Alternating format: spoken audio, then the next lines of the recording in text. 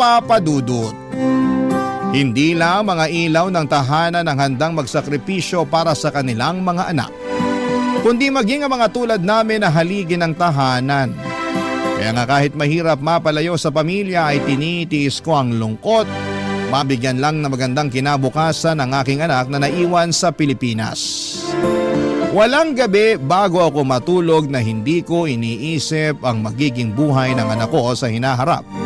Sakaling wala akong ipong pera.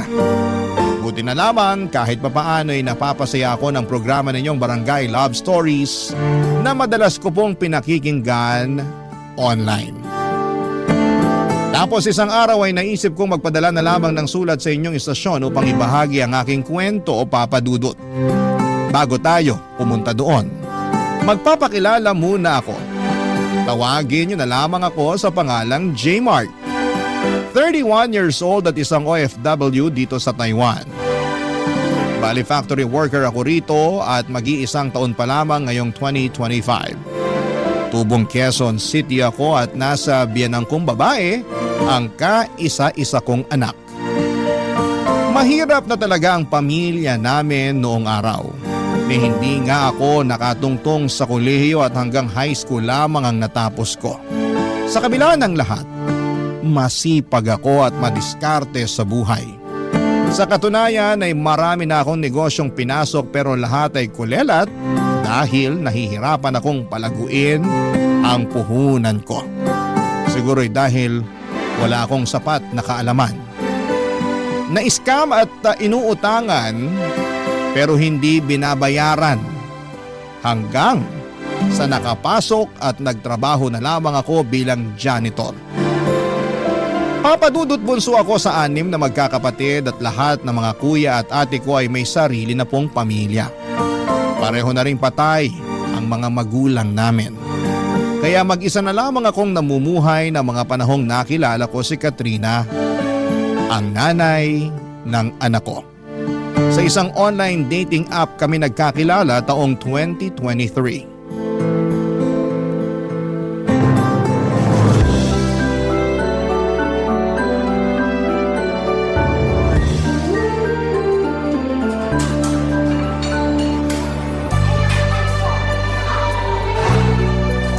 Masarap ba? Sarap ng ano? Yung burger tsaka fries na sinasawsaw mo sa ice cream. Ay, oo naman! Favorite ko tong burger pero mas panalo tong fries na sinasawsaw sa ice cream. Ngayon ko lang nalaman na pwede pala tong gawing sawsawan. Sanay lang kasi ako sa ketchup eh. Kanya-kanyang trip lang naman yan. Madalas ginagawa ko rin yan pag naaalatan ako masyado sa fries nila. Kuya ko nga pala nagturo sa akin yan.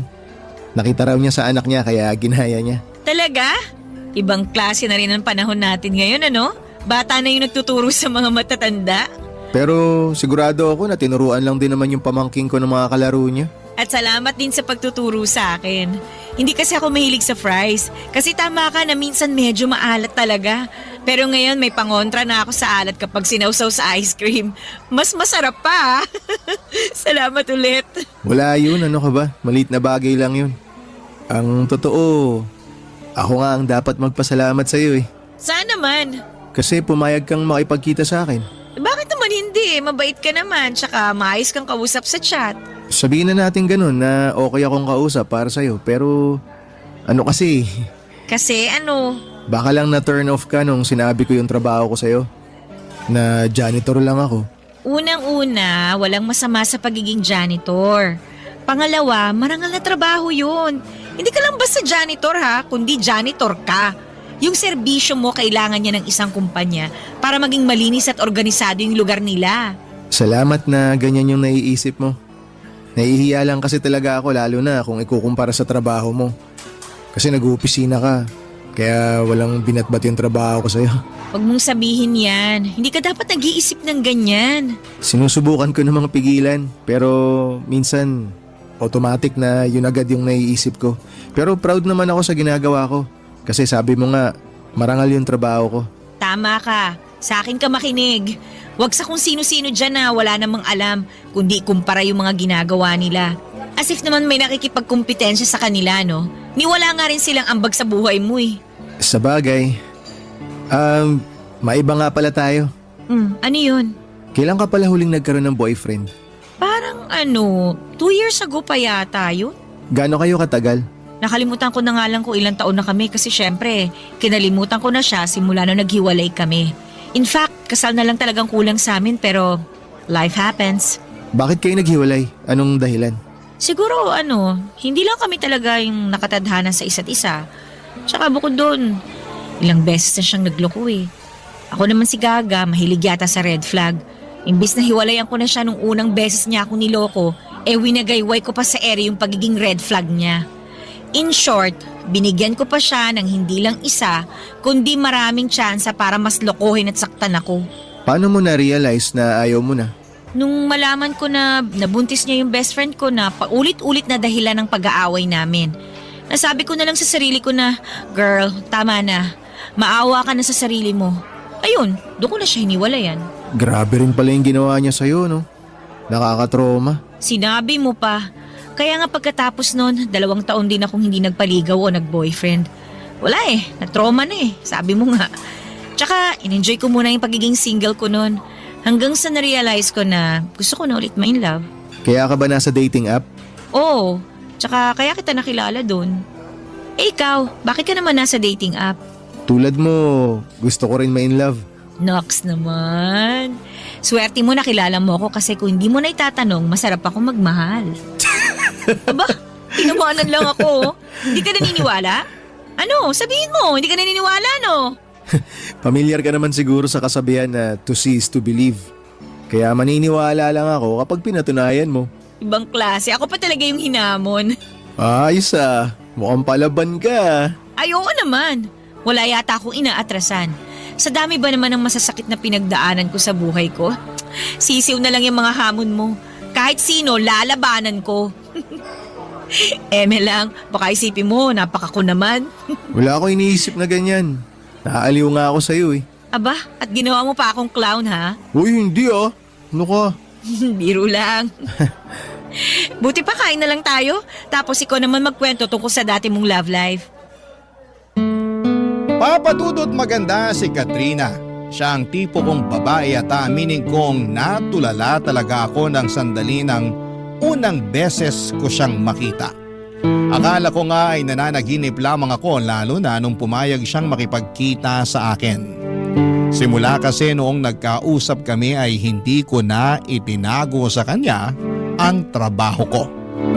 Nag-alala lamang ako dahil baka hindi niya ako tanggapin kahit bilang kaibigan man lamang dahil nga sa pagiging janitor ko. Hindi naman po sa minamaliit ko ang trabaho ko.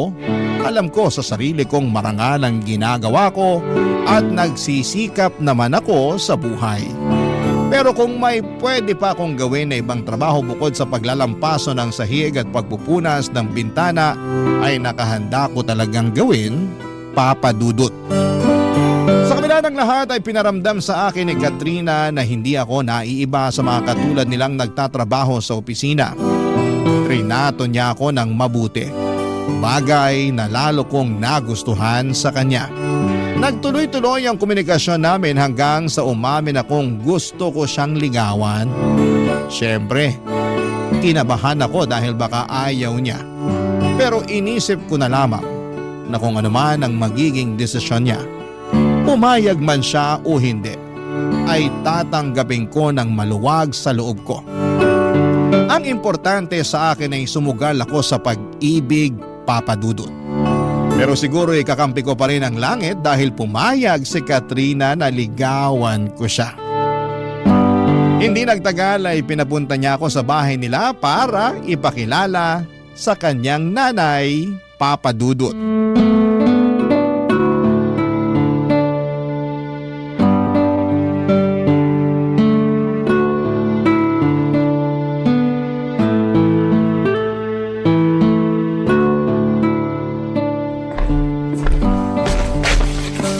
Oh, ito na ang special banana cue ko. Masarap yan. Mas masarap pa sa mga nabibili nyo dyan sa labas. Sige na, merienda muna kayo. Salamat po, Nay. Walang anuman. Teka, upo ako para makapagkwentuhan kami ng messenger nyo. Ha? Sino pong messenger? Ha? Eh sino pa ba? Eh di yung kasama mo. Ako po? Ay oo. Ikaw lang naman yung kasama ng anak ko rito sa bahay namin ah. May iba pa ba? May iba pa ba na hindi ko nakikita? Wala na po. Yun naman pala eh. Pero saan po galing yung messenger, Nay? Sa'yo! Sabi mo may paparating kang bisita. Yung messenger ng opisina nyo kamo, siya yun, di ba? Hindi na po natuloy yun. Tsaka hindi po messenger si J. Mark, Nay. Manliligaw ko po siya at pinapunta ko siya rito sa bahay para po makilala nyo. Ganun ba? Nako, sorry iho. Akala ko kasi ikaw yung messenger na kanina pa hinihintay ng anak ko. Ito naman kasing si Katrina hindi nagsabi na hindi na pala tuloy yung hinihintay niya. Napagkamalan ko pa tuloy itong manliligaw. Teka, tama ba yung narinig ko na sinabi mo? Na manliligaw ko po si J. Mark? Oo! Tama naman po. Pero bakit kayo sumisigaw, Nay? Nagulat lang kasi ako. Nagbago na ba ang taste mo sa lalaki? Po? Ano po bang pinagsasabi nyo? Ang alam ko kasing tipo mo yung maputi at saka makinis Kaso tong manliligaw mo hindi naman ganun kaputian. Tingnan mo ang itim-itim ng balat. Mukha pang dry. Parang hindi nasasayaran ng lotion. Sobra naman po kayo magsalita. Totoo naman wag mo sanang mamasamain, no, J. Mark? Tama ba? Opo, tama po. Pero, construction worker ka ba? Nay! Bakit? Anong bakit? Kung ano-ano pong tinatanong nyo kay J. Mark Ayos lang naman, Katrina. Walang problema. Siguro gusto lang talaga malaman ng nanay mo yung trabaho ko. Tama! Tama yun! Siyempre bilang nanay mo, responsibilidad kong alamin ang background ng mga manliligaw mo, no? Buti pa si J. Mark naiintindihan ako. Naiintindihan ko rin naman kayo. Pero hindi ko gusto yung tone at yung pagkakatanong nyo. Wala namang masama sa tanong ko. Masyado ka lang kasing sensitibo. Basta balik tayo sa'yo, J. Mark. Ano nga ulit ang trabaho mo? Curious lang ako, wag mo sanang mamasamain, ha? Hindi ko naman po minamasama. Bale, janitor po ako. Yun po ang trabaho ko. Janitor? Yung naglalampaso ng sahig? Naglilinis ng mga basura sa opisina? Opo, yun nga po. Katrina naman! Bakit po? Bumaba na ba talaga taste mo sa lalaki? Hindi lang sa itsura pati na rin sa trabaho ng manliligaw mo. Sigurado ka na ba talaga sa taong to? Opo, tsaka wala naman pong masama sa pagiging janitor. Oo nga, pero hindi kita pinag-aral at pinagtapos ng kolehiyo para bumagsak lang sa isang katulad niya na ganyan lang ang trabaho. Sorry pero ano bang tinapos mo? High school lang po. Kita mo na. Kaya janitor ka kasi high school graduate ka lang. Nay, sumusobra na po kayo sa mga sinasabi niyo kay J. Mark. Hindi ako sumusobra. Tama lang naman na tanungin ko siya at alamin ang kapasidad niyang ibigay sa iyo ang mga luho mo sakaling maging kayo. Hindi mo man lang ba yun naisip, ha? Kasi kung hindi, pues, ako na nanay mo naiisip ko yon. Huwag niyo naman pong maliitin si J. Mark. Pati na rin yung trabaho niya. Maliit naman talaga yung trabaho niya. Ano magagawa ko? Marangal po ang pagiging janitor. Hindi po siya nagnanakaw para kumita. Marangal nga, pero mababa naman ang sweldo. Saka hindi kaya nakaka-proud pakinggan na janitor lang ang trabaho na magiging boyfriend mo. Mahiya ka naman, nak. Yung pinsan mo, engineer ang boyfriend. Yung isa mong pinsan, afam. Kaya ganda ng lahi, tapos ikaw? Naku talaga. Ewan ko sa'yo, santisima ka. Sumasakit ang bumbuna ko sa'yo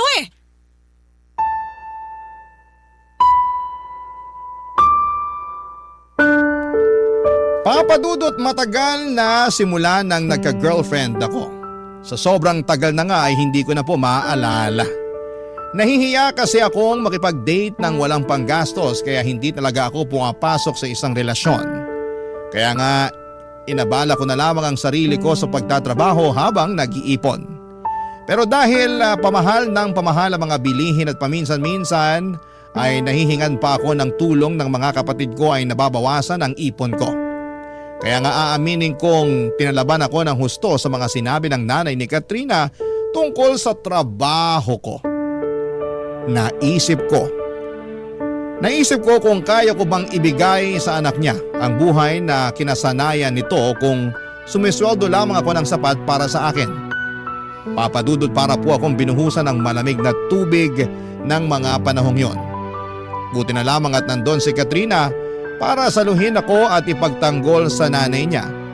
Matapos niyang mapansin ang pananahimik ko pagkatapos ng pag-uusap namin.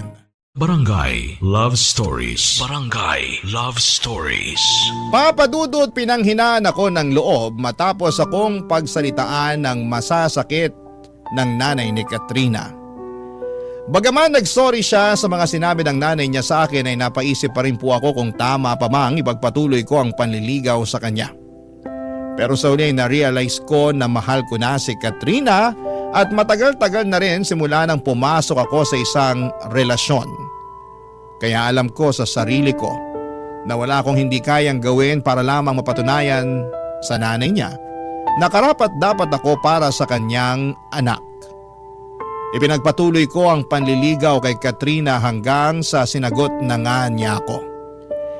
Hindi nagtagal ay naging kami at makalipas lamang ang 3 buwan ay nabuntis ko na si Katrina.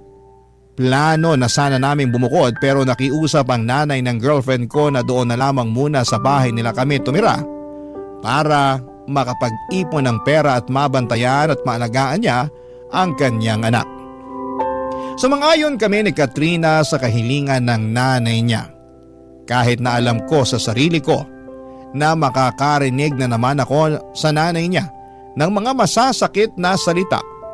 At hindi nga ako nagkamali doon, papadudot.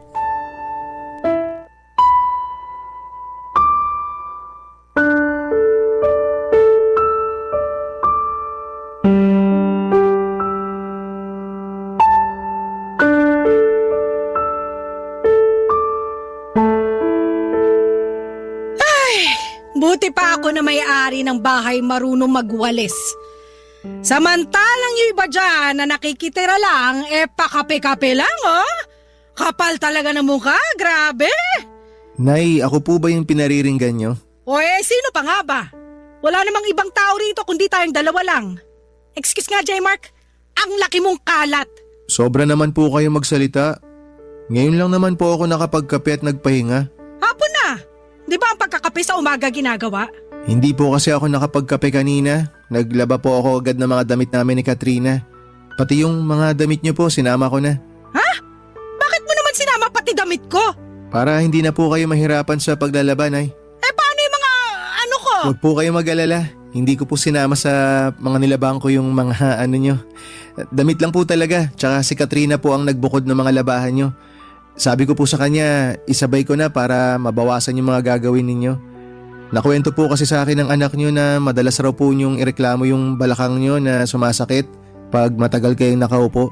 Ganon talaga pag tumatanda pero sa susunod, huwag ka na nga magmamarunong pwede.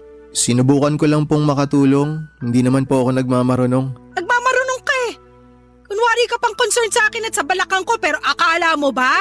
Hindi ko alam na inuuto mo lang ako? Gusto mo makuha ang loob ko para maging mabait na ako sa'yo. Maniwala po kayo o hindi ko po kayo inuuto. Pero totoo po na gusto kong makuha ang loob nyo. Di lumabas din ng totoo dyan sa bibig mo. Nay, ang ibig ko pong sabihin, gusto ko po na magkasundo tayong dalawa. Lalo na po ngayon na magkakaroon na po kami ng anak ni Katrina. Tsaka parang hindi po maganda na may galit kayo sa akin. Nakatira po tayo sa iisang bubong. Yun na nga eh. Kung bakit kasi binuntis-buntis mo pa yung anak ko. Akala ko jojowain mo lang. May plano ka na palang buntisin. Pareho po namin ginusto ni Katrina na magka-baby na. Tsaka nasa tamang edad na rin naman po kami, Nay. Kahit na! Para sa akin lugi pa rin sa'yo yung anak ko at ngayon yung magiging apo ko naman. Dahil po ba janitor lang ako? Oo! Hindi mo naman ako masisisi kung makwestiyon ko kung ano na lang yung magiging hinaharap sa'yo ng anak at apo ko. Hindi nga ako sigurado kung kaya kang buhayin ng sweldo mo eh. Paano mo patutustusan na mag-ina mo, Aber? Meron naman po akong konting naitatabing pera. Hindi rin po ako gastador. Marunong po ako mag-ipon. Tsaka masipag po ako. Oo nga, kasi pati damit ko nilaban mo kahit hindi ko naman inuutos sa'yo. Siguraduhin mo lang na maayos sa pagkakalaba mo doon at hindi ko na uulitin pa dahil pag marumi pa yon, nako! Sisingilin kita sa tubig at sabon na ginamit mo. Sobra naman po kayo makapagsalita sa akin. Hindi yun sobra. Nagsasabi lang ako ng totoo. Matagal na pong biyasa atong mga kamay ko sa pagkukusot at pagpipiga. Bata pa lang po kasi ako na naglalaba sa amin. Kaya sinisiguro ko po sa inyo na maayos po yung pagkakalaba ko ng mga damit nyo. Hindi ko naman talaga tinatanong at wala akong pakialam. Nay, wag naman po kayong ganyan. Huwag mo nga akong artehan ng ganyan. Akala mo yata madadala mo ako sa kakaganyan mo. Oh, yung kape na tinimpla, tiniinom mo, malamang ako pa rin ang gumastos niyan, no? Ano, masarap ba? Masarap bang uminom ng kape na hindi mo binili? Masarap po. Sumasagot ka pa? Ay, talaga naman! Huwag po kayong mag-alala. Pag sumweldo po ako na pong bahala sa pangkape natin. Pangkape lang? Paano naman yung bigas sa kaulam? Susubukan ko pong makapag-ambag para rin. Bakit hindi buong sweldo mo yung ipambili mo? Kahit po gustuin ko, yung kalahati po kasi ng sweldo ko nakalaan sa panganganak ni Katrina. Ay nako! Dami mo talagang palusot, ewan ko sa'yo! Maniwala po kayo, hindi po ako nagpapalusot. Gusto ko lang po talaga na maging handa kami para sa pagdating ng baby namin. Dapat lang naman talaga na maging handa kayo, no? Lalo na hindi ka mamayaman. Lalong dapat doblehin mo, hindi kaya triplehin mo yung pagsisikap sa pagtatrabaho. Kung kailangan mong gawing araw ang gabi at magtrabaho pa rin na magtrabaho, gawin mo! Wala kang karapatang magpahinga kasi wala kang pera!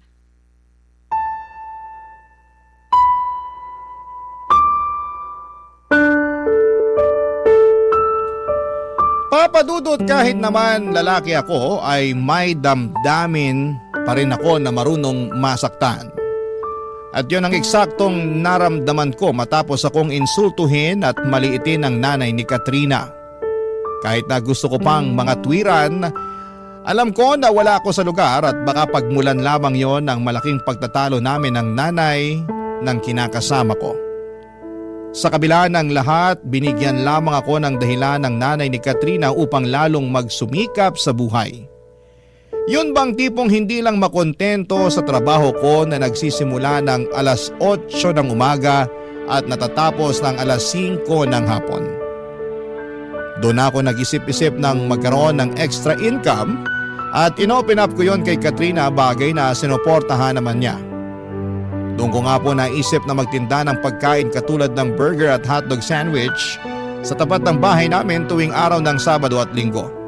Katulong ko rin doon si Katrina na siyang nagsilbing bonding na rin namin. Masaya naman ako dahil nadagdagan ng ipon namin para sa panganganak ni Katrina. At kahit na may inaasahan naman kami na makukuha niya na benepisyo, sa trabaho niya ay iba pa rin yung may pera kaming hawak na pwede naming mahugot sa oras ng pangangailangan.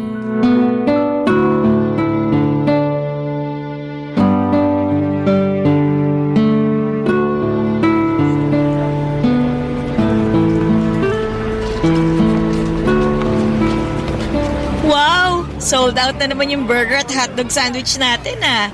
Maaga tayo makakapagsara nito. Oo nga eh. Dahil dyan pupunta ako sa palengke. Bibili ako ng mga rekado. Magluluto ako ng paborito mong ulam. Alin? Yung menudo?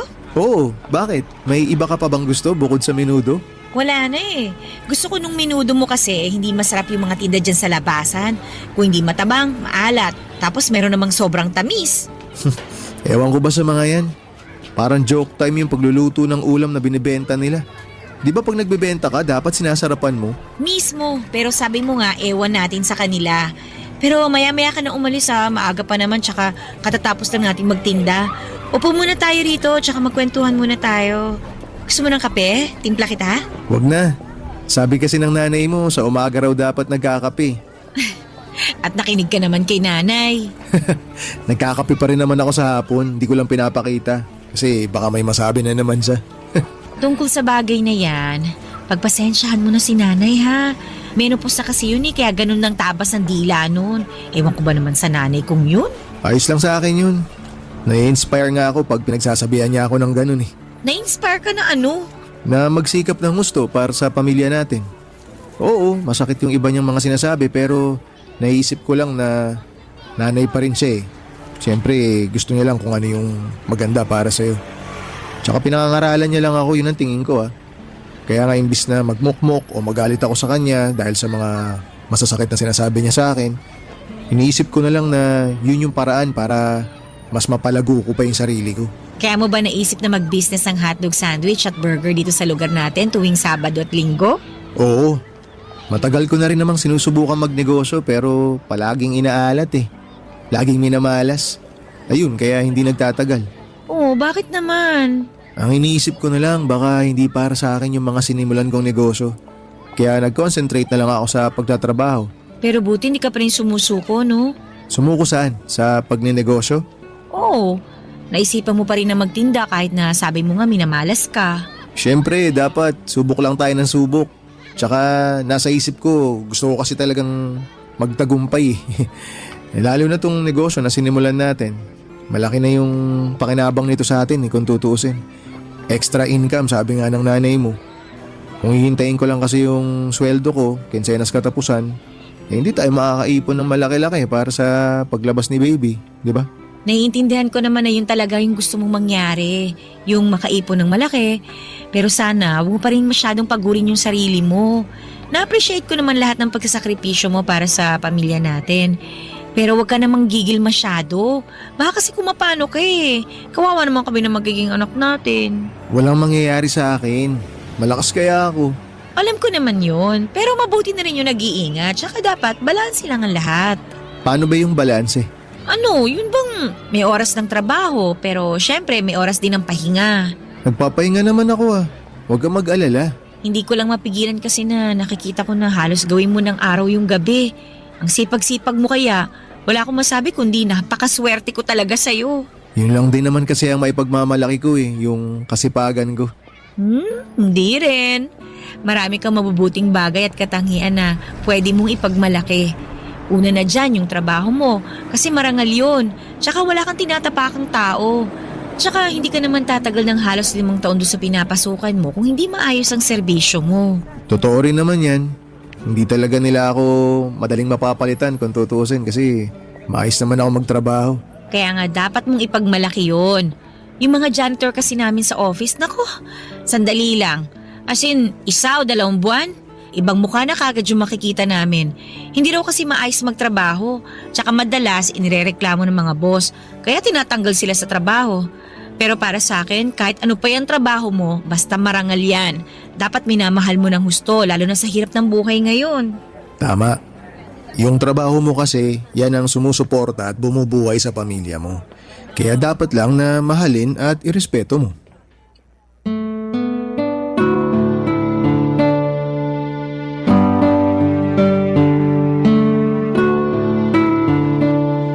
Papadudot, totoo pala na kahit na hindi ako ang pinakamayamang lalaki sa mundo, ako naman ang pinakamaswerte dahil alam kong suportado ako at mahal ng babaeng pinakamamahal ko.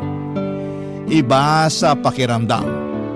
Ang sarap-sarap na tipong kahit nakakapagod ang maghapong trabaho ay mabilis na naiibsan yon ng mga mabubuting salita at papuri sa akin ni Katrina. Simula kasi pagkabata ay hindi ko naranasan sa mga magulang ko ang bagay na yon. Lagi kasi silang nanunumbat at nagagalit. Lalo na dahil sobrang hirap lang ng buhay namin noong araw. Kaya nga papadudot, pinangako ko sa sarili ko na sakaling magkaroon ako ng mga anak ay hindi ko sasabihin ang lahat ng masasakit na salita na sinabi nila sa amin. Yun bang tipong sinisisi nila kami sa kasalanan daw namin kaya kami mahirap. Kaya nga lalo akong magsisikap upang pagdating ng araw papadudot ay maibigay ko sa mga anak namin ni Katrina ang mas komportable at mas maayos na buhay na karapat dapat lang na makamtan nila. Papadudot. Barangay Love Stories. Barangay Love Stories. Papadudot, habang ipinagbubuntis ni Katrina ang baby namin ay sinubok kami ng kapalaran. Hindi kasi naging magaan ang pagbubuntis niya. Sa katunayan, noong tumungtong sa 3 hanggang 4 na buwan ang kanyang tiyan, ay ilang beses siyang dinugo at isinugod sa ospital. Kaya takot na takot kami, papadudot, para sa kaligtasan ng anak namin. Doon na kami nag-decide na huminto si Katrina sa pagtatrabaho para mas maalagaan niya ang kanyang pagbubuntis. Siyempre nakarinig na naman ako noon kay nanay na dapat ko raw mas pagsikapan ang pagtatrabaho kasi wala nang hanap buhay ang anak niya. Alam ko naman yon, pero hindi ko pa rin mapigilang masaktan sa trabaho or sa pagtrato niya sa akin. At ma-pressure lalo at mas nadagdagan ang gastusin namin, tapos ako na lang ang nagtatrabaho ng mga panahong yon. Pero imbes na panghinaan ng loob ay nagsumikap ako lalo sa buhay. Hindi nagtagal ay pinanganak ni Katrina ang aming anak na lalaki na malusog kahit na kulang pa ito sa buwan o premature papadudot.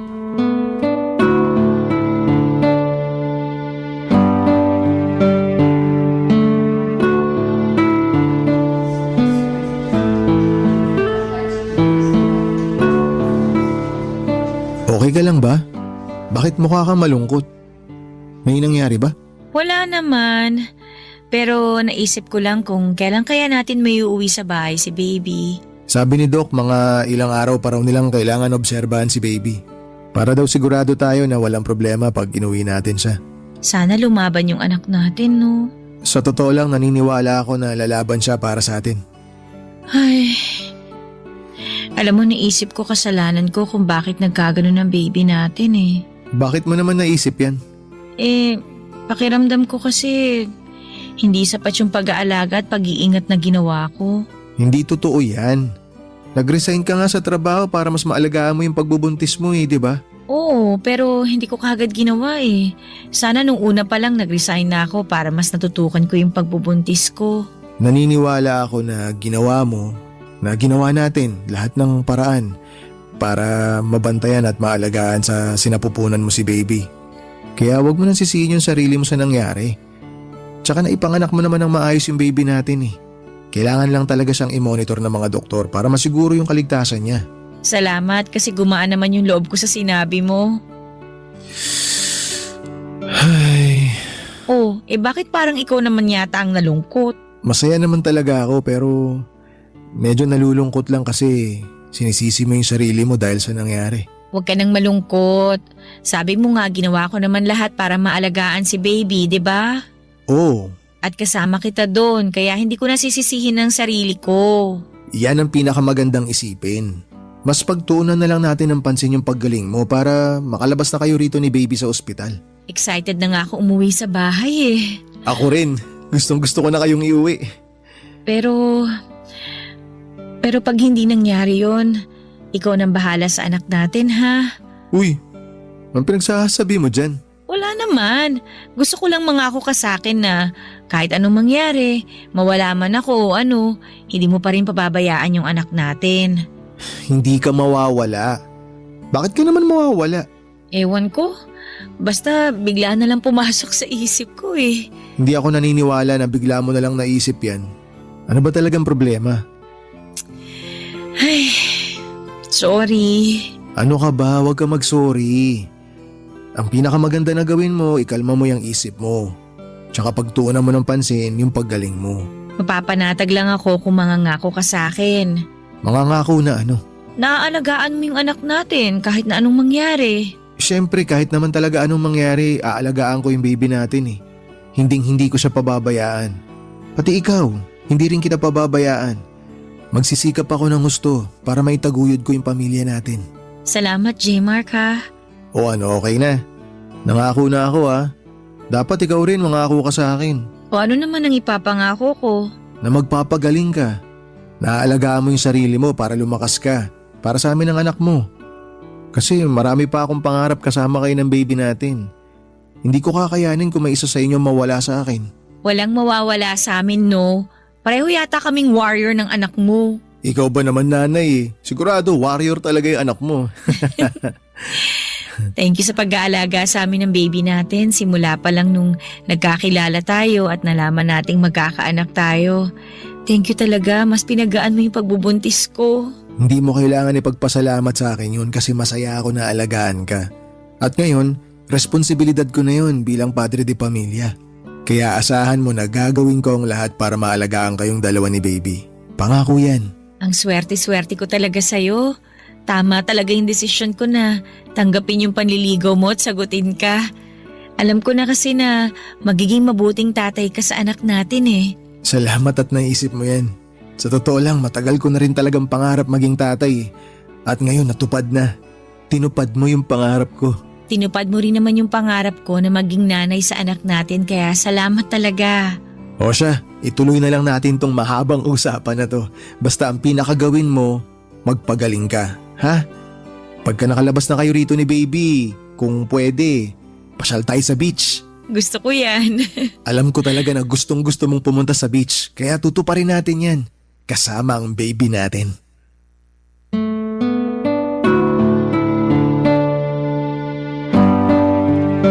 Papadudot, para sa akin ay walang kasalanan ang kinakasama ko sa nangyari sa anak namin. Alam ko na ginawa niya ang lahat upang maalagaan ng baby namin at maisilang ng maayos. Kaya nga ang laki ng respeto at pasasalamat ko kay Katrina dahil sa ginawa niyang pagsasakripisyo, mabigyan lamang ako ng anak. Pero aminado ako na natakot ako noong nagkausap kami dahil para siyang nagbibili na. Sa kabila ng lahat ay sinantabi ko ang pangamba ko at nag-focus sa pagsasaayos ng kwarto namin para sa nalalapit na pag-uwi ng mag-ina ko sa bahay. Ganon din ang iba pang papeles at pera na kailangan na pambayad sa ospital. Kaya lang, hindi na nangyari yon. Dahil makalipas lang ang isang araw ay nag-50-50 si Katrina bago siya binawian ng buhay. Papadudot, nagkaroon pala ng komplikasyon ang panganganak niya. At hindi na yon naagapan pa. Papadudot, namatay ang kinakasama ko. Matapos maipanganak ang baby namin. Sobrang sakit, Papadudot. Para akong napilay ng mga panahong yon at pakiramdam ko ay pinagsakluban ako ng langit at lupa. Matapos iwanan na lamang ni Katrina ng basta-basta. Iyak ako ng iyak na para bang gusto ko na ring sumunod sa kanya, Papadudot. Hindi ko akalain na maglalaho ng ganong kabilis ang lahat ng mga pangarap namin. Ang sakit, lalo't plano ko na yayain siyang magpakasal kapag nakarecover na siya sa panganganak. Pero alam ko na hindi na yon mangyayari pa. Ilang araw, Papadudot, pagkatapos ng libing ni Katrina ay mas lalo akong nalugmok dahil sa matinding kalungkutan.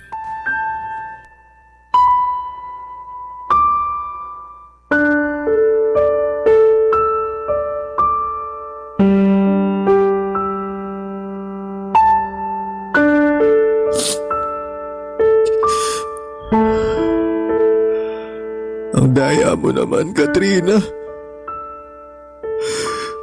Pakadaya mo.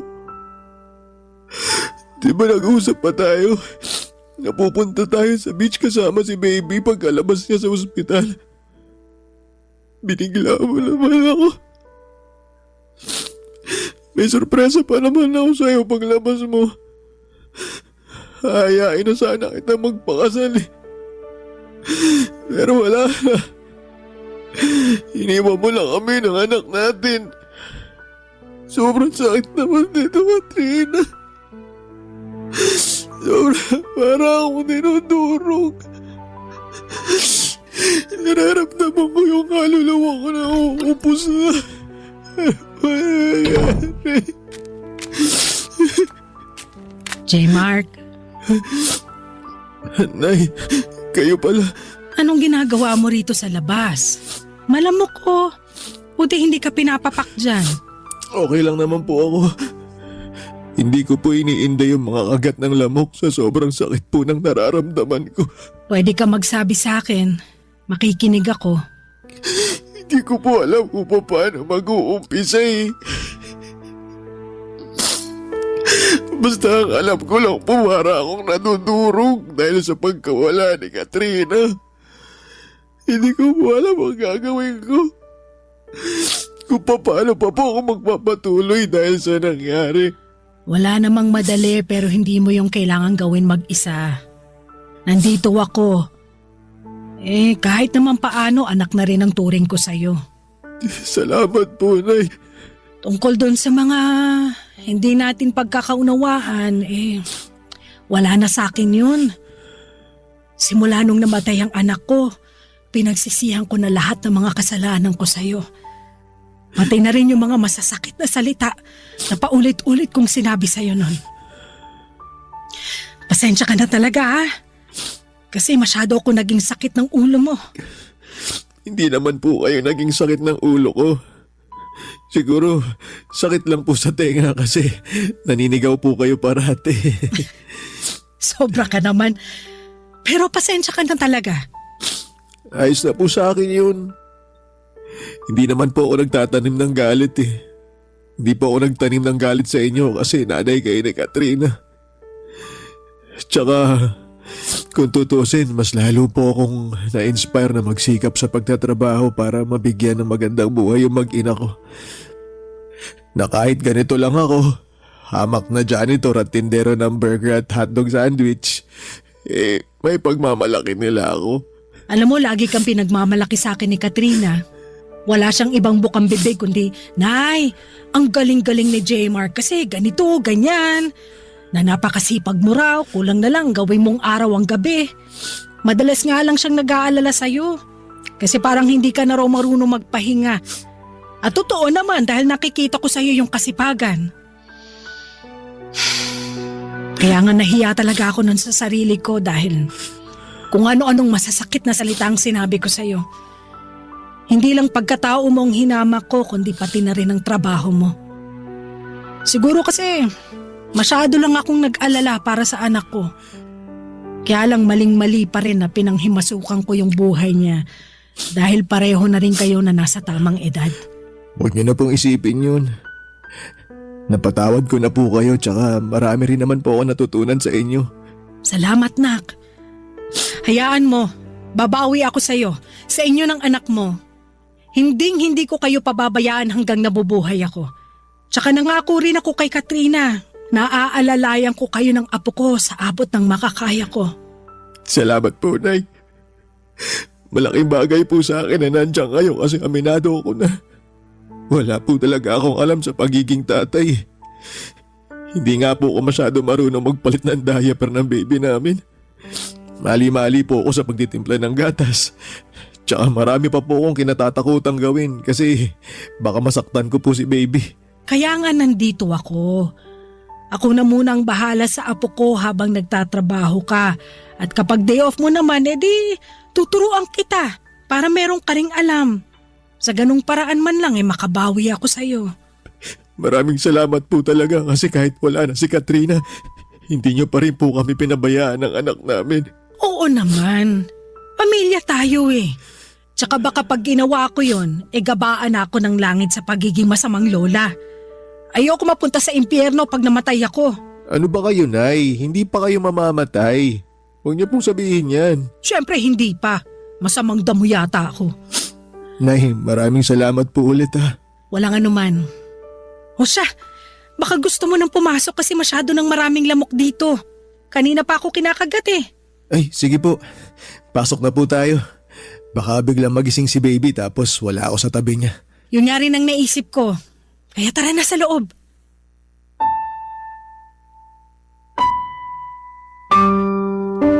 Papadudot malaking bagay sa akin na inalalayan ako ng nanay ni Katrina para makapagtrabaho pa rin at magawa ng maayos ang tungkulin ko bilang tatay sa anak namin. Kung ako lang kasi ay baka mahirapan ako lalo na at kailangan din ako ng baby namin.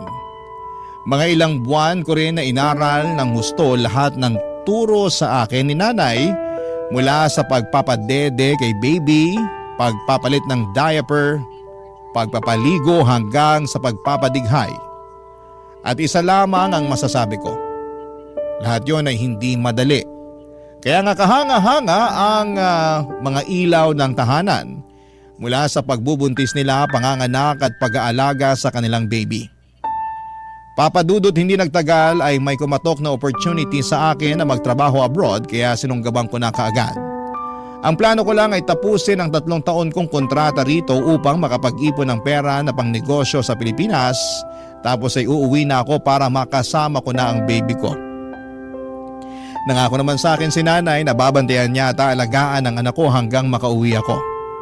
Kasama niya sa bahay nila sa Quezon City ang pinsang babae ni Katrina na binibigyan ko na lamang ng allowance para meron ding panggastos. Kahit na mahirap mapalayo sa anak ko, ay wala kong hindi kayang gawin. Mabigyan ko lamang siya ng magandang buhay sa hinaharap. Nasa bawat patak ng aking pawis at luha dito sa ibang bansa ay inspirasyon ko siya. At dala-dala ko sa puso ko ang pangako sa nanay niya na aalagaan siya at itataguyod hanggang sa aking huling hininga. Alam ko kung nasaan man si Katrina ngayon ay proud na proud siya sa akin dahil kinakaya kong magpatuloy kahit na mahirap simula nang mawala siya. Hanggang dito na lamang po ang sulat ko, Papa Dudut. Maraming salamat sakaling mapili po ninyong i-ere ang istorya ng buhay ko. Sana'y marami akong na-inspire na mga kabarangay natin sa kwentong ibinahagi ko. More power and God bless sa Barangay Love Stories. Ang inyong kapuso at kabarangay forever, J. Mark. Dear Papa Dudut, ako nga pala si Rosie, 25 years old, isang babaeng pinaasa at patuloy na umaasa. Nakilala ko sa isang dating app si Dom, 40 years old na siya, maganda ang tindigan niya at malakas talaga ang appeal. Kaya naman mabilis din lamang akong na-fall sa kanya, Papa Dudut. Halos 1 buwan kaming nag-usap online bago kami nag-decide na magkita na. Pinaghandaan ko yon, Papa Dudut, bumili ako ng magandang damit at sapatos. Napabili na rin ako ng mahahaling pabango. Nagpa-facial ako at nagpakulay pa ng buhok ko. Ganon ako kainteresado kay Dom. Alam kong masyado pang maaga noon para malaman kung siya na talaga ang nakatakda para sa akin. Pero gusto ko siya na talaga, Papa Dudut. Kaya nga ako na rin ang gumawa ng paraan para hindi na siya bumitaw sa akin. 1 beses pa lamang ako nagkaroon ng karelasyon at masasabi kong ibang-iba. Si Dom, Papa Dudut. Ibang naramdaman kong kilig sa kanya. Kaya naman siniguro ko na liligawan ako ni Dom kapag nakita niya ako sa unang date namin. Nagpa-late nga ako ng dating para kunwari ay may grand entrance. Sa labas pa lamang ay nasilayan ko na siya. Malakas ang naging kabog ng dibdib ko at napakagwapo pala niya sa personal at parang wala siyang 40 kung titignan. Halos hindi ako makapasok noon dahil kinakabahan ako dahil baka hindi ako maging enough sa kanyang paningin. Nilasan ko na lamang ang loob ko at saka nagpa-sexy habang naglalakad patungo sa kanya. Hindi naman ako nabigo sa reaksyon na inaasahan ko, Papa Dudut. Alam kong nabighani ko siya sa pakending-kending na paglakad ko. Namula pa nga ng bahagya mga pisngi ko dahil nakatitig lamang siya sa akin at parabang gandang-ganda siya sa akin. Nang maupo na ako ay nginitian ko na siya, Papa Dudut. Halos hindi ako makatingin sa kanya ng diretsyo dahil nakatitig lamang siya sa akin. Alam kong liligawan na niya ako noon, ramdam na ramdam ko na, Papa Dudut.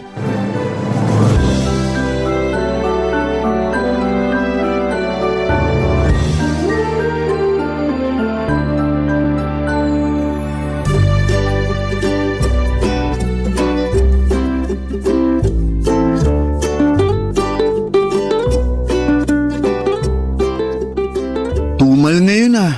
Kanina pa walang customer. Dapat ganitong oras, dagsana mga tao. Ganun talaga. Di lahat ng araw mabenta tayo. Meron talaga yung ganito, walang katao-tao. Wala na ngang katao-tao, pati boses mo wala rin kabuhay-buhay. Malungkot kasi ako. May nangyari ba? Meron. Ayoko nga sana mag-duty pero di naman pwede. Pwede kang magkwento sa akin. Para kahit paano, gumaan naman yung loob mo. Ay, di niya na kasi ako kinakausap eh. Ha? Sino? Sino pa ba? Eh di yung kinukwento ko sa'yo nung nakaraan. Yung lalaki na nakilala ko sa clan. Yun ba? Akala ko di na kayo nag-uusap nun. Sabi mo pa nga, nakakatamad siyang kausapin, di ba? Oo, nung una. Pero mali pala ako. Buti na lang nireplyan ko pa rin yung text niya. Binigyan ko ng chance na makilala siya ng husto. Pero sabi mo, hindi ka na niya kinakausap, di ba? Oo. Kailan pa? Nagsimula nung isang araw tapos hanggang ngayon. Tinadtad ko na nga siya ng text eh. Sinubukan ko ring tawagan pero cannot be reached naman. Hindi ko naman alam kung anong rason kasi okay naman kami tuwing nag-uusap kami. Yung totoo, in love na nga ata ako sa kanya eh. Patay tayo dyan. Baka naman naramdaman niyang in love ka na sa kanya, kaya di na siya nagparamdam. Ganun ba yun? Minsan, oo. Siya kaya yung una nagsabi sa akin na gusto niya ako. Tapos sabi ko di pa ako ready ulit makipagrelasyon kasi nga kakabreak ko pa lang sa ex-boyfriend ko. Nakwento ko yun sa'yo ah. Oo, iyak ka pa nga ng iyak sa akin nun. Ang pangit ko ba ng mga oras na yun? Hindi naman, sakto lang. Grabe ka naman sa akin. Kaibigan ba talaga kita? Oo, kaya nga sinasabi ko lang yung totoo. Ay naku, ang prangka mo kahit lalaki ka. Wag mo nang ibayin yung usapan. Anong sabi niya nung sinabi mo hindi ka pa ready makipagrelasyon ulit? Willing to wait daw siya. Pero hindi nawala yung sweetness niya. Yung pagiging caring at thoughtful kagaya nung una. Kaya na-inlove na rin ako. Sinabi mo ba yan sa kanya? Sasabihin ko pa lang sana kaso hindi na nagre-reply eh. Tapos hindi ko na matawagan number niya. Palagay mo, may nangyari kayang masama sa kanya? Hindi ko alam pero palagay ko niloko ka lang niya. Hindi totoo na in love siya sa'yo. Talaga? Bakit naman niya gagawin yun wala naman siyang mapapala sa akin? Hindi ko alam pero malay mo, ginawa ka lang niyang pampalipas oras. Tapos nung nagsawa na siya, di ka na niya nireplyan. Nagkita na ba kayo? Hindi pa. 2 linggo pa lang naman kami nag-uusap eh. 2 linggo pa lang naman pala. Makaka-move on ka rin doon. Paano mahal ko na nga siya. OA man kung tutuusin pero kahit na sandali pa lang kami nag-uusap at hindi naging kami, broken hearted na ako. Hirap sa'yo, dali mong magtiwala sa mga lalaking nakaka-text mo. Mabait kasi sila sa akin at alam mo naman type ko 'di ba? Sweet, caring, thoughtful. Kaya lang kayong mga lalaki talaga sa una lang kayo magaling eh. Oh, wag mong latin. Okay sige, pwera sa'yo. Saka sa mga tatay natin. Pero yung iba ganun na lahat. Ay, pakiramdam ko tuloy. Magkakasakit ako kasi broken hearted ako. Kung totoong mahal ka niya at kung para kayo sa isa't isa, babalik yun. Pag hindi, hayaan mo na lang siya. Sana nga ganun lang kadali yun.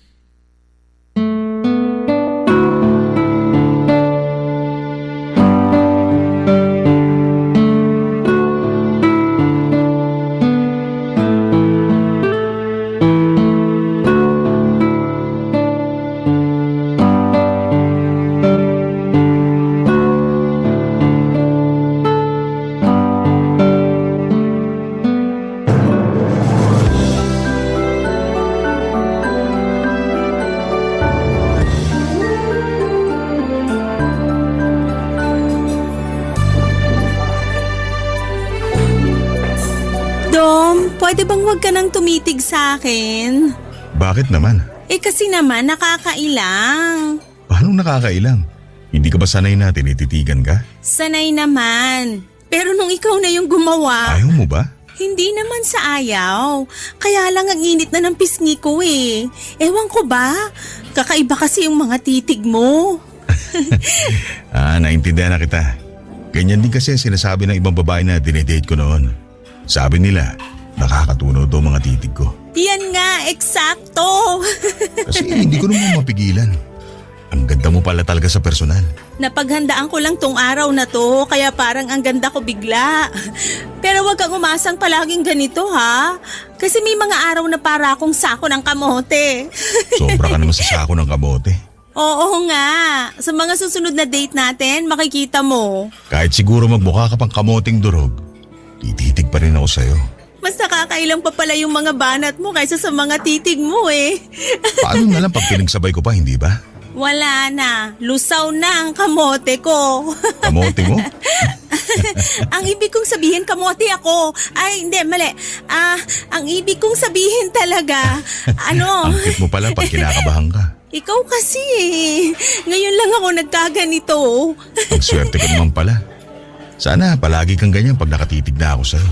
Sa susunod na mga date natin, masasanay na rin ako sa mga titig mo. Hindi na yan epekto. Aba, mukhang gusto mo pang makipag-date sa akin sa susunod ah. Bakit naman hindi? Ngayon pa na pinainit mo na ang kamote ko sa mga titig mo? Komportable ka na rin magbiro tungkol sa kamote mo. Bakit ba puro kamote ang usapan? Ano bang gusto mong pag-usapan? Gusto kong pag-usapan ko ng relationship status mo. Madali lang yan. Single na single ako. Ako rin. Parehas tayo. Meron ka pa bang ibang gustong malaman sa akin bago tayo umorder? Dali na habang hindi pa ako gutom. Kailan mo naman ako liligawan? Ang bilis mo naman tanungin yan ha. Mukhang matagal mo nang pinagplano na itanong sa akin yan no. Hindi naman. Kaya lang gusto ko lang malaman syempre para alam ko kung saan ako lulugar. Lumugar ka lang dyan sa harapan ko para matitigan pa kita. Hindi pa ako sawa sa ganda mo eh. Uy, umiiwas sa tanong ko. Alam mo, mabuti pa umorder na tayo. Bigla akong ginutom sa kagandahan mo. Sige, order na tayo. Pero kapag busog ka na, sasagot ka na ha. Tignan natin kung mabubusog ako ng pagkain dito. Kapag hindi, sa susunod ka na bumawi ng tanong. Okay, hindi naman ako nagmamadali. Willing to wait ako palagi sa pagkain at sa'yo na rin.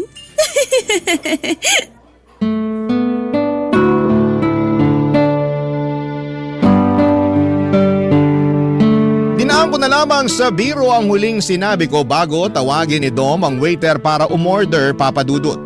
Sa totoo lang ay pambawi ko lamang yung biro na yon para matakpan ang pagkakapahiya ko. Halata namang umiiwas si Dom sa tanong ko tungkol sa panliligaw. Alam ko namang makakakuha ako ng positibong sagot sa kanya dahil nakita ko naman na interesado siya sa akin. Kaya ang confident ko lang din na magtanong kung kailan niya ako liligawan, kaso mali pala yon. Dapat pala ay hindi ko muna binitawan ang mapangahas na katanungan na yon. Nagkunwari na lang ako na okay ako at nakipagkwentuhan na lamang sa kanya sa ibang bagay. Ako na rin mismo ang naglihi sa usapang ligawan dahil masaya ang date na yon pero alam kong may kulang. Panayang tanong ko kung may balak pa ba akong ligawan ni Dom. Yun na ba ang huling date namin? Inasahan kong hindi na niya ako aayain pa na mag-date dahil hindi naman niya ako sinabihan kung niligawan niya ako. Pero makalipas ang 1 linggo ay inaya ulit niya akong mag-date. Nagkaroon muli ako ng pag-asa kahit papaano. Pero hindi na ako nagtanong pang muli, Papa Dudut. Hahayaan ko siyang magkusang magsabi sa akin na nililigawan na niya ako. Nakailang dates na rin kami pero bigo akong marinig sa kanya kung niligawan ba niya ako o hindi. Nangangati na akong tanungin sa kanya kung ano ba kaming dalawa. At doon ko nga napatunayan na sa hirap palang maging babae talaga, Papa Dudut. Hindi ka makapagtanong kung ano ang namamagitan sa inyong dalawa dahil napapangunahan ka ng hiya.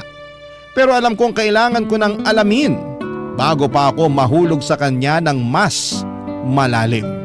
Sa sumunod na date namin ay naglakas ako ng loob na magtanong sa kanyang muli, Papa Dudut.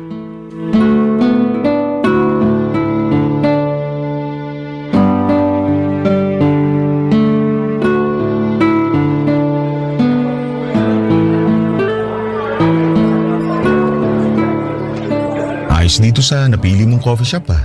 Hindi masyadong maraming tao. Para magkarinigan tayo ng maayos. Sa mga napuntahan kasi natin dati, ang ingay masyado. Sumakit lang lalamunan ko kakasigaw para lang magkarinigan tayo. Pasensya na. Mahina akong pumili ng lugar kapag nakikipag-date. Hayaan mo, sa susunod na date natin, ako na talaga ang mamimili. Tinawanan lang talaga ako. Order na tayo ng kape? Parang kailangan ko ng mga simsikmura ako. Teka, bago tayo magpaasim ng sikmura, may gusto lang sana akong itanong. Ano yun? Ang tagal ko na kasing gustong itanong to sa'yo, kaya lang nauuna lagi yung hiya ko. Uutang ka ba? Hindi ah! Mukha na ba talaga akong gipit sa paningin mo? Biro lang. Ang seryoso mo kasi. Seryoso nga kasi itong sasabihin ko. Ngayon pa lang parang gusto ko ng mga sim sa kaba ng sikmura ako. Dom, seryoso nga. Ano na bang nangyayari sa atin? Hindi kita maintindihan. Panay ang labas natin. Pero hindi klaro sa akin kung saan ang punta nito. Anong sinasabi mo? Talaga bang wala kang alam sa mga sinasabi ko? Linawin mo kasi. May pag-asa bang maging tayo? Liligawan mo na ba ako? Kailan? Uy, ang dami mo naman tanong. Di ba dapat isa lang? Sige, tayo na ba? Hindi pa naman kita nililigawan. Paano magiging tayo, hindi ba? Kaya nga ang susunod na tanong, kailan mo ako liligawan? Uy, dapat isang tanong lang. Huwag kang madaya. Huwag na sana tayong maglokohan, Dom. Sabihin mo na lang sa akin kung niligawan mo ako o hindi para alam ko kung saan ako lulugar. Gusto mo talaga malaman yung totoo? Oo naman, yun lang naman ang kailangan ko eh. Meron akong balak ligawan na ibang babae. Bakit pala niyaya mo pa ako makipag-date? Masama ba? Single ka. Single ako. Wala namang sinasabi sa batas na bawal yun. Pero kung may balak ka ng ligawan na iba, di wag na tayong mag-date kasi wala rin naman pala tong patutunguhan. Sana kasi hindi ka na lang nagtanong eh. At kasalanan ko pa kung gusto ko maging klaro ang lahat sa atin? Sorry Rosie. Iba talaga ang gusto kong ligawan. Pero nai-enjoy ko naman na kasama ka. Nai-enjoy mo nga akong kasama, pero iba naman ang gusto mong makasama. Lugi! Rosie naman. Gets ko na. Huwag ka na magpaliwanag. So ito na ang huli nating date. Ganon. Siguro. Hindi siguro. Siguradong oo. Ikaw bahala. Ikaw naman nagdesisyon yan. Parang ako pa ang mali rito ah. Ikaw na nga to nagpaasa sa akin tapos parang ikaw pa tong lugi? Hindi kita pinaasa. Hindi ako makapaniwala sa mga sinabi ni Dom, Papa Dudut. Gusto pa niya akong baliktarin. Nainis ako at hindi na sumagot sa huling sinabi niya. Hindi raw niya ako pinapaasa? Ganon ba siya kasama? Matapos ang ilang gabi naming paglalandian, ilang buwan din niya akong hinarot at ilang gabi rin akong napuyat para mabenta ko ang sarili ko sa kanya para maligawan na niya ako sa wakas. Tapos sa bandang huli, Papa Dudut, noong gusto ko nang iklaro ang lahat ay bigla niyang sasabihin sa akin na hindi niya ako pinaasa at meron daw siyang ibang balak na ligawan. Hindi na ako nakatiis, umalis na ako kaagad sa coffee shop na yon at hinabol niya ako hanggang sa labas. Kinumbinsi niya ako na ituloy natin ang pagkakape dahil sayang naman daw ang pinuntan namin doon. Kaya lang ay nawala na ako ng gana. Agad kong pinara ang taxi na dumaan at walang kimong iniwan siya. Papadudot, nahirapan ako mag-move on kay Dom. Hindi ko siya blinak sa social media kahit ang kanyang cellphone number. Alam kong merong parte pa rin sa puso ko na gusto kong marinig sa kanya na ako ang pipiliin niyang ligawan. Pero matapos nga ang pag-uusap naming dalawa ay hindi na siya muling nagparamdam pa sa akin. Doon ako mas lalong nasaktan dahil alam kong hindi niya ako gusto talaga, Papa Dudut. Sa pagdaan ng mga araw ay sinikap kong makalimot sa kanya at ang hirap pala talagang mag-move on kahit na wala kayong nasimulan. Kasi lagi kang aasa sa closure kung saan ka ba nagkulang. Kung bakit hindi kanya nagawang piliin kahit na harap-harapan ka namang nagpakita sa kanya ng interes. Ano pa bang kulang sa akin? Yon ang naging madalas na tanong ko sa sarili ko habang hindi pa kaya ng puso ko. Nakalimutan siya matapos niyang magpaasa sa akin. Barangay Love Stories. Barangay Love Stories. Mahirap man, Papa Dudut, pero tiniis kong hindi magparamdam kay Dom. Kahit miss ko na siya. Alam kong marupok ako sa kanya. Malaking tulong na nga rin na hindi na siya tuluyang nagparamdam sa akin. Para mabilis ako makaiwas na maging marupok. Sa pagdaan pa ng mga araw ay may mga sumubok na manligaw sa akin. Hinayaan ko naman sila na patunayan ang mga sarili nila. Pero parang may kulang, Papa Dudut. Parang hindi naman ako masaya sa piling nila. Tuwing nakakasama ko ang mga ibang manliligaw ko ay parang lagi ko lang na ikukumpara na mas masaya noong kasama ko si Dom at kami ang nagde-date. Kaya wala rin napuntahan ang mga panliligaw nila sa akin at binasid ko na lamang sila kesa mapaasa ko lang sa wala. Talagang si Dom ang gusto ko pa rin. Pero klaro na sa akin na hindi niya ako gusto. Hanggang isang araw, nagulat na lamang ako nang biglang tumawag si Dom sa akin. Hindi ko sinagot dahil naunahan ako ng kaba na humalo pa sa kilig. Ibang panginginig ko noon at hindi ko alam kung sasagutin ko ba o hindi. Pero mas nangibabaw ang kagustuhan kong muling marinig ang boses niya. Nang sinagot ko ay nagpanggap akong busy at hindi na siya naaalala pa. Hanggang sa bigla niya akong inayang mag-date dahil na-miss daw niya ako. Lihim akong kinilig sa sinabi niya, Papa Dudut. Inaisip ko na baka may chance na kaming dalawa. Kaya nung inaya niya akong mag-date ay hindi ako agad nakatanggi. Nag-date muli kami sa coffee shop kung saan kami naudlot. Baka naman sa pagkakataong yun ay matuloy na maayos ang coffee date naming dalawa, Papa Dudut.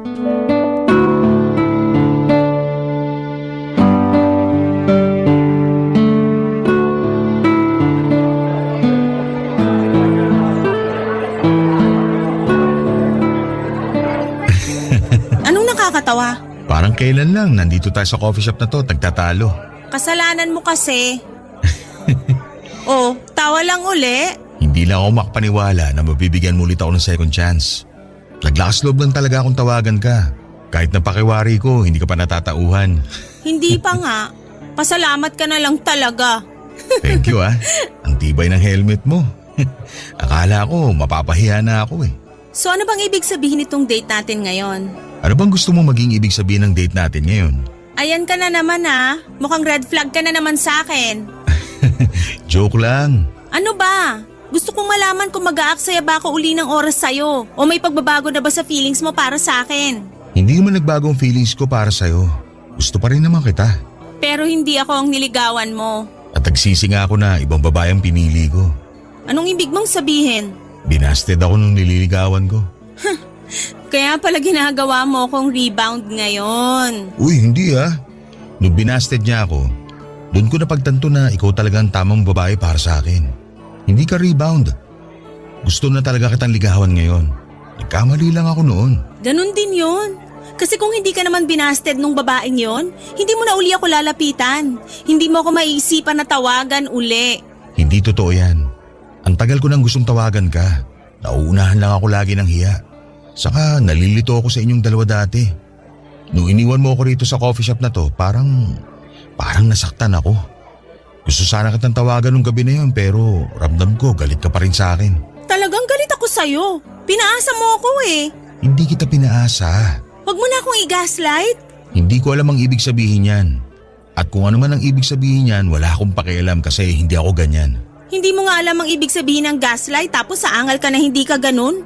Ang labo mo. Ayoko na nga maging malabo. Kaya nga sinasabi ko na sa'yo ngayon, pwede ba akong manligaw sa'yo? Sigurado ka na ba? Oo naman. Baka isang araw bigla mong ibabalita sa akin na liligawan mo na uli yung babaeng yon. Hindi na mangyayari yon. Ayoko na ron. Hindi niya deserve ang pagmamahal ko. Sa'yo lang to dapat. Alam mo talaga kung paano ako mahuhuli eh. Effective pa rin pala ang charm ko sa'yo Hindi naman kasi nawawala yun. Eh di, pahay ka namang paligaw sa akin. Paano kung pahirapan ko yung panliligaw mo sa akin para makaganti lang ako sa pagpapaasa mo nun? Hindi kita pinaasa. Paulit-ulit na lang. Pinaasa mo nga ako.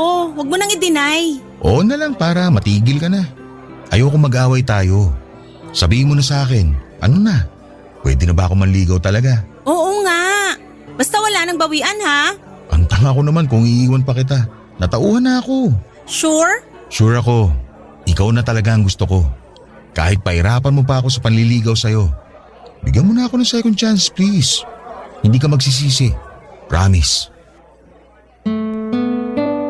Bala ko pa sanang itago ang kilig pero hindi ko na kinaya. Napakagatlabi na lamang ako sa sobrang kilig habang nakatitig sa mga mata ni Dom. Sa wakas, may part 2 na ang love story namin. Talagang kailangan lang sigurong maligaw ni Dom sa ibang babae para mahanap niya ang daan pabalik sa akin. Nawala tuloy ang galit ko sa kanya. Natunaw lahat ng inis ko sa kanya lalo na noong hinawakan niya ang kamay ko at saka hinalikan. Pagkatapos noon ay humiling siya na kung pwedeng makahalik sa aking pisngi. Pinayagan ko naman siya at pagkatapos noon ay nagkusa akong halikan ang kanyang mga labi. Parang nag-init ang pakiramdam ko nang mahalikan ko siya. Ramdam kong ganun din siya. Hindi na nga kami naka-order ng kape dahil inaya niya akong magkape na lamang sa bahay niya. Agad naman akong pumayag, Papa Dudut. Mas gusto ko roon para masolo namin ang isa't isa. May nangyari na nga sa aming dalawa. Kahit sabihin pang parang nagmadali akong ibigay sa kanya ang pagkababae ko, ay wala po akong pakialam, Papa Dudut. Lalo't nakikita ko naman sa kanya na interesado na siya sa akin. Panay ang labas namin, lagi kaming magkahawak kamay, panay pa nga ang regalo niya sa akin ng bulaklak at tsokolate. Lagi rin niya akong binibilahan ng maliliit na teddy bear kapag sahod niya. Ramdam na ramdam ko talaga na seryoso na siya sa akin.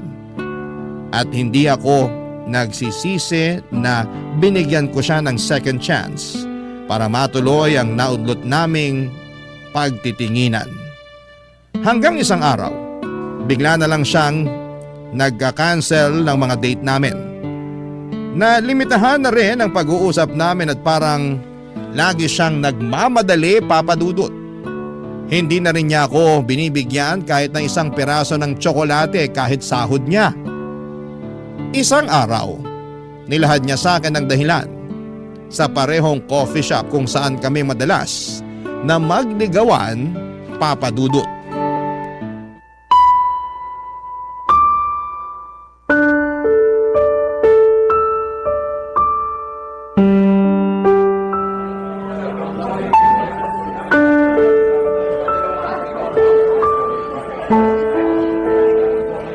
Mabuti naman at pumayag ka na makipagkita sa akin.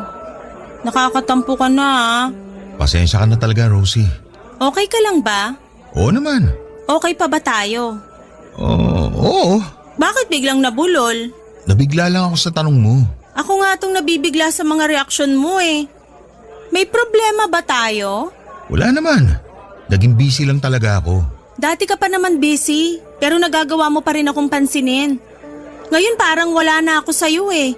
Kung hindi pa ako magagalit sa chat, hindi ka pa magre-reply sa akin. Hindi ko naman kasi madalas hawak ang cellphone ko ngayon. Ang dami mong dahilan. Sumasagot lang kasi ako sa tanong mo.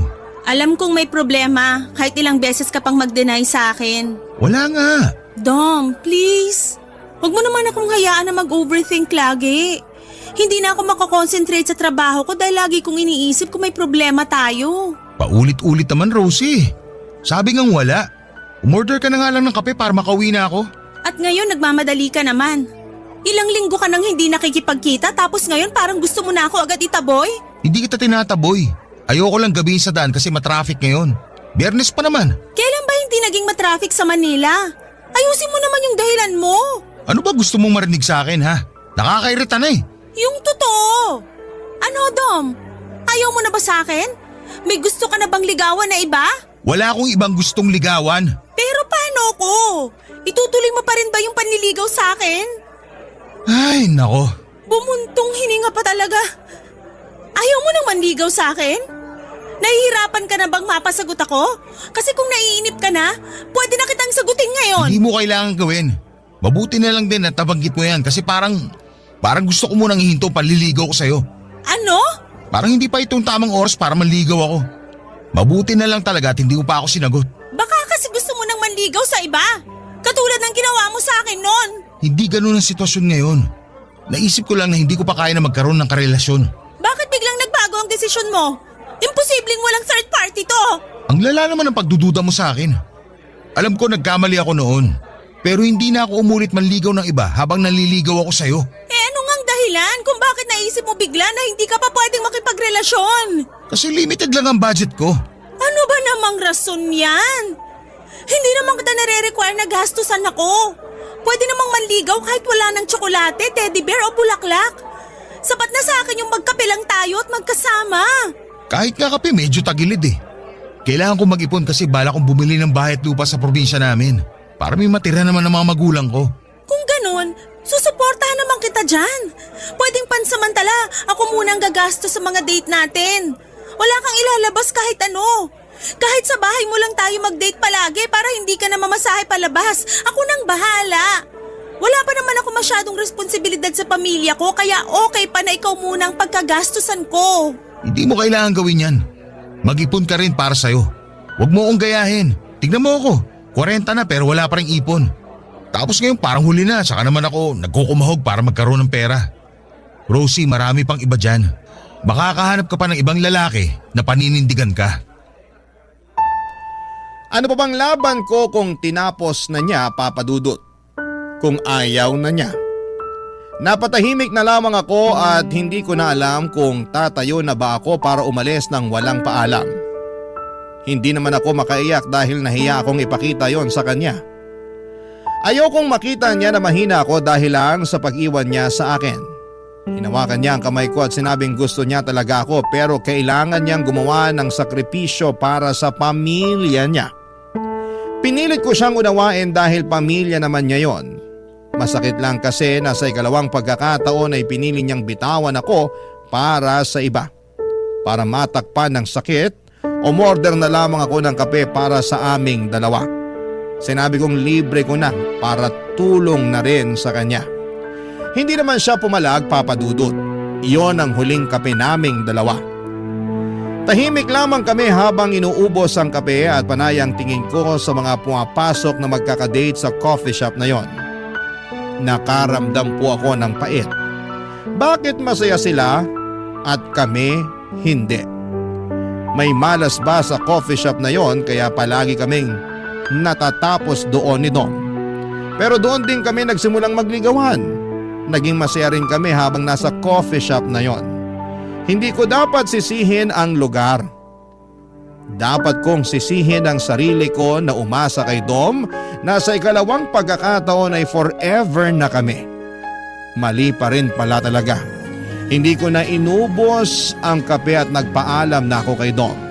Naiwan si Dom sa coffee shop na yon, tumayo na lamang ako at walang lingong lumabas.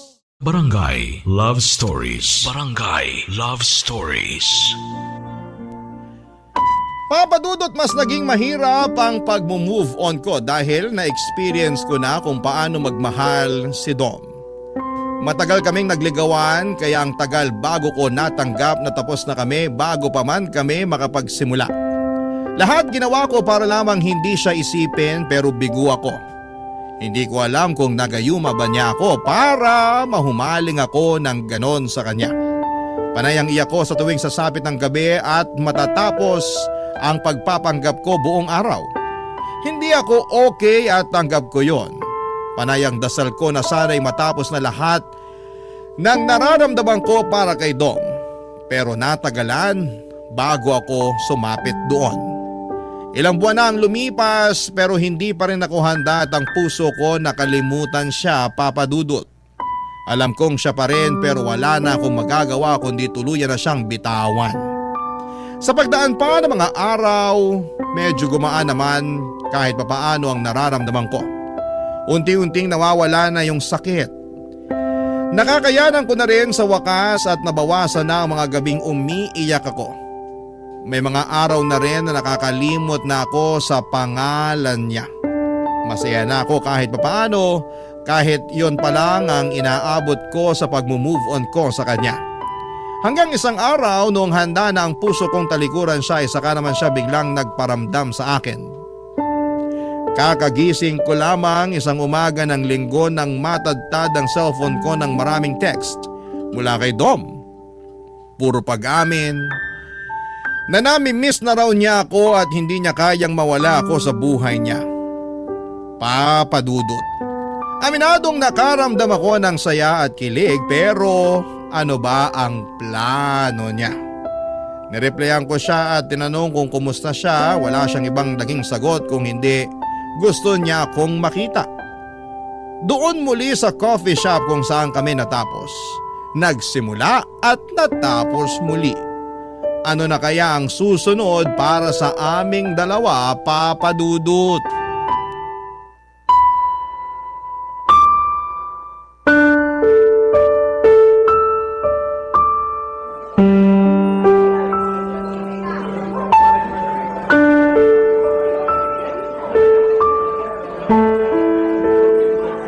Diretsahan na. Bakit bigla mong tatadtarin ng mga text yung cellphone ko? Masama ba? Masama talaga. Tinapos mo na tayo, di ba? Dapat hindi ka na nagpaparamdam pa. Oo, pero... Pero gusto mo uli akong paasahin. May third eye ka ba? Kasi parang ramdam mo ko eh. Ramdam mo kung kailan kaya ko nang bumitiw sa'yo. Saka ka biglang lalapit para testingin uli ako. Hindi totoo yan. Namiss lang talaga kita. Sinungaling. Totoo yun. Kung alam mo lang kung gaano kahirap sa akin na masanay na wala ka na ulit sa akin. Ang hirap. Huwag mo nga akong daanin sa drama. Kung nadaan mo ako sa ganyan dati, ibahin mo ngayon kasi kaya ko na. Kaya ko nang bitawan ka. Kung totoo yan, bakit nandito ka ngayon? Bakit parang nakakapit ka pa rin sa ating dalawa? Kasi, curious ako. Curious o gusto mo pa rin ako? Curious. Yun lang talaga. Hindi ako naniniwala. Kita ko sa mga mata mo na namiss mo rin ako. At masaya kang nakita ako ngayon. Ang kapal din naman ang mukha mo. Kinakapalan ko na talaga ang mukha ko para lang maamin sa'yo ang totoo. Namiss kita, Rosie. Ang hirap pala na wala ka sa buhay ko. At bakit ngayon lang yan? Ilang buwan mo akong hinayaan? Kasi alam mo naman may kailangan ako isakripisyo, hindi ba? Ako na lang lagi sinasakripisyo mo kapag nagigipit ka. Kasi alam ko maiintindihan mo ako. Kasi wala naman akong ibang choice. Kahit hindi kita intindihin, wala pa rin ako ibang magagawa kundi tanggapin yung pagtalikod mo sa akin. Wala na ako ibang masasabi kung hindi sorry. Yun lang ang kaya kong gawin. Sana pala hindi ka na lang nakipagkita kung sorry lang ang sasabihin mo. Kasi okay na ako eh, kahit hindi ko yan matanggap sa'yo. Pero hindi okay sa akin na hindi makahingi ng sorry sa lahat ng nagawa ko sa'yo. Patawarin mo sana ako. At kung mapatawad kita ngayon, anong mangyayari? Kung meron man akong gusto mangyari ngayon, walang iba kundi magkaayos tayo at sana mabigyan mo ako ng third chance. Third chance mo mukha mo. Wala na ba talagang pag-asa, Rosie? Isipin mo lahat ng ginawa mo sa akin. Saka mo'y tanong kung dapat ba kitang bigyan ng third chance. Alam ko mahirap na pagbigyan mo ako ulit ngayon. Pero makakasiguro ka na hindi magiging mali ang desisyon mo kapag bumalik ka sa akin. Natuto na ako. Na-realize ko na hindi ko kaya ang wala ka. Tapos iiwan mo uli ako kapag may gulo na naman sa buhay mo. Hindi na mangyayari yun. Kung may problema man ako, hindi na ako bibitaw.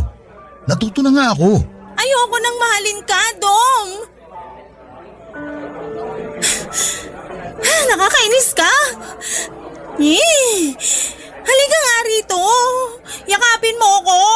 Ibig sabihin, pasado na ako sa third chance? Ayaw mo yata eh! Gusto, syempre. Gustong gusto ko.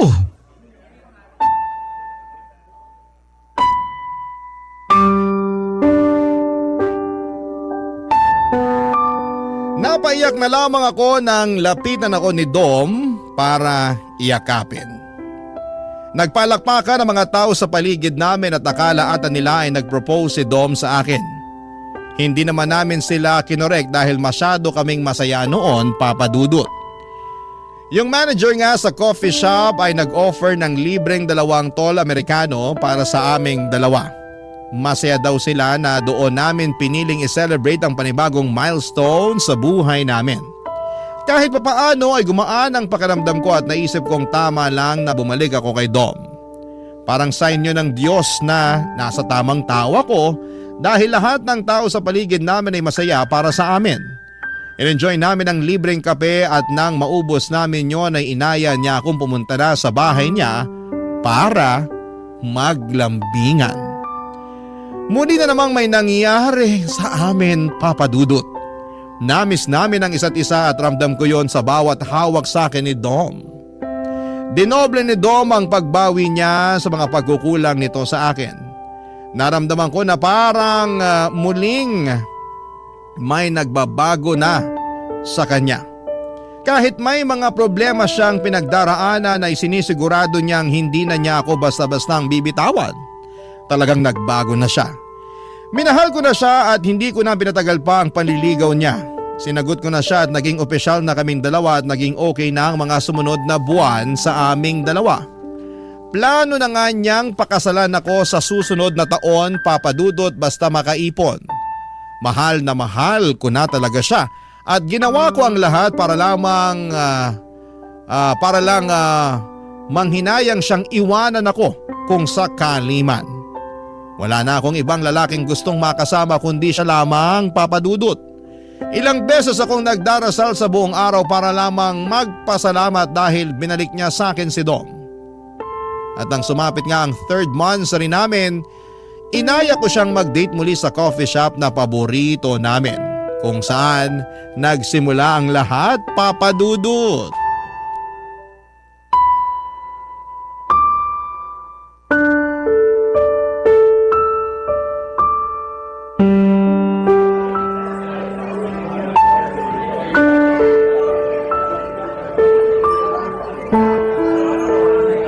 Bakit ngayon ka lang? 3 oras na ako naghihintay sa'yo rito. Nakailang higop na ako ng kape. Inaasid na ako ng malala.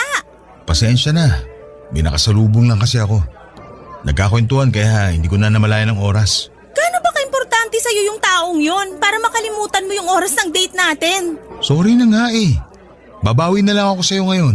Ginagalit mo ako eh. 3rd monthsary pa naman natin. Ilang sorry pa ba ang kailangan kong sabihin, Rosie? Oh, bakit parang nabaligtad yung sitwasyon? Bakit ikaw naman tong galit?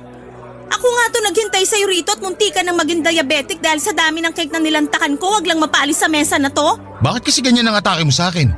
Kararating ko lang binungangaan mo na kagad ako. Sana inintindi mo muna ako. Kasi pinaghintay mo ako eh. Minsan lang naman ako na-late sa mga lakad natin. Minsan nga lang pero tinaon mo pang monthsary natin. Alam mo, ayoko makipag-away sa'yo. Aalis na lang ako. Teka, sorry na. Nainis lang ako kasi kanina pa kita gustong makasama. Eh di yan ang sabihin mo. Hindi yung mga away ka na lang bigla. Bakit parang ibang tono mo ngayon? Ha? Hindi ah. Kilala kita, Dom. May problema ba? Ikaw nga to may problema. Ikaw to nang-aaway tapos bigla mo ipapasa sa akin yung issue. Hindi eh. Alam ko na yung galawan mo eh. Anong meron? Sige, maging tamang hinala ka na naman. Alam mo, mabuti pa. Maghiwalay na lang tayo.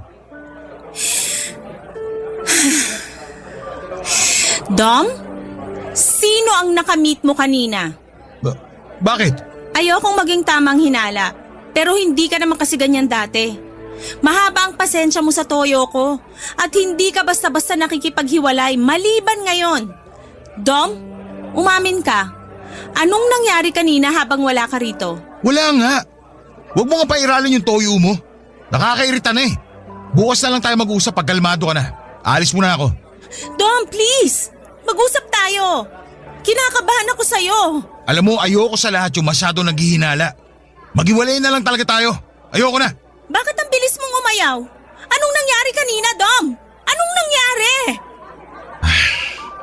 Rosie, ayoko na. Narealize ko ngayon na hindi pala talaga kita gusto. Napatunayan ko na lang na tama ang feelings ko nung binungangaan mo ako. Anong nangyari, Dom? Sabihin mo sa akin. Hindi ka magdedesisyon ng biglaan kung wala lang. Gusto mo talaga malaman ng totoo? Oo. Naalala mo yung niligawan ko dati? Yun ang busted sa akin? Yung babaeng pinili mo kaysa sa akin? Siya yung kasama ko kanina. Ano na naman to, Dom? I'm sorry, Rosie. Ayoko na maging unfair sa'yo. Mahal ko pa rin pala siya. Dom, ilang beses mo ba akong gaganituhin? Huli na to. Babalik na ako sa kanya. Liligawan ko ulit siya. At kapag binasted ka na naman niya? Hindi niya na ako binasted, Rosie. Sabi niya pwede ko na siyang ligawan. Kasi type na rin daw niya ako.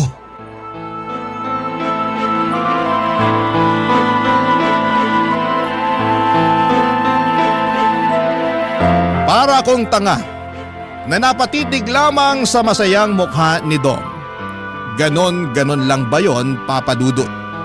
Kapag naisipan niyang bumalik sa iba, ako naman ang bibitawan niya at ako naman ang kawawa. Ako na naman ang sinakripisyo niya. Aalis, babalik, aalis, babalik, aalis, at hindi na magbabalik. Ang pangit ng pattern naming dalawa, aminin kong parte ako ng kasalanan kung bakit siya umaabuso ng ganon sa akin. Dahil alam niyang patay na patay ako sa kanya at kahit na anong mangyari ay babalikan ko siya. kapag naisipan niyang kumatok ulit. Pero hindi na sa pagkakataong yon. Ayoko na. Hindi na tama. Wala akong ibang naramdaman kundi galit ng mga oras na yon. Kinuha ko ang kapeng nasa mesa, tumayo ako at sakay binuhos yon sa ulo niya. Pasalamat siya at malamig na ang kape at nang hinayang ako na sana ay pinainit ko muna yon bago ko ibinuhos sa kanya makaganti lamang. Nagpalakpakan ng mga tao na nakarinig ng usapan namin. Sa unang pagkakataon ay nagkaroon ako ng lakas ng loob na magpatuloy na lumabas na sa coffee shop na yon at sa buhay ni Dom. Hindi na ako muling naging marupok sa kanya kahit noong isang beses na muli siyang humingi ng chance dahil nalaman niyang pinaasa lang pala siya ng babaeng yon. Napangisi na lamang ako at least ay naramdaman niya ang nararamdaman ko sa mga pagpapaasa niya sa akin noon. Hindi ko na siya nireplyan at tuluyang ko na siyang blinak sa lahat ng social media niya at cellphone number na rin. Natanggap ko nang ganun talaga siya at tinanggal ko na siya sa sarili ko sa katoksikan niya.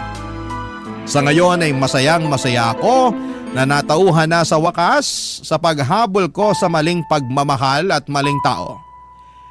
Natagalan lang bago ako makarating doon pero ang pinakaimportante ay nagawa ko naman, Papa Dudut, at hindi na ako uulit pa. Maraming salamat po, Papa Dudut, sa pagbasa ng aking liham. Tagahanga talaga ako ng inyong #1 radio station at #1 radio show sa Barangay Love Stories sa Barangay LS 97.1. Ang inyong forever kapuso at kabarangay, Rosie.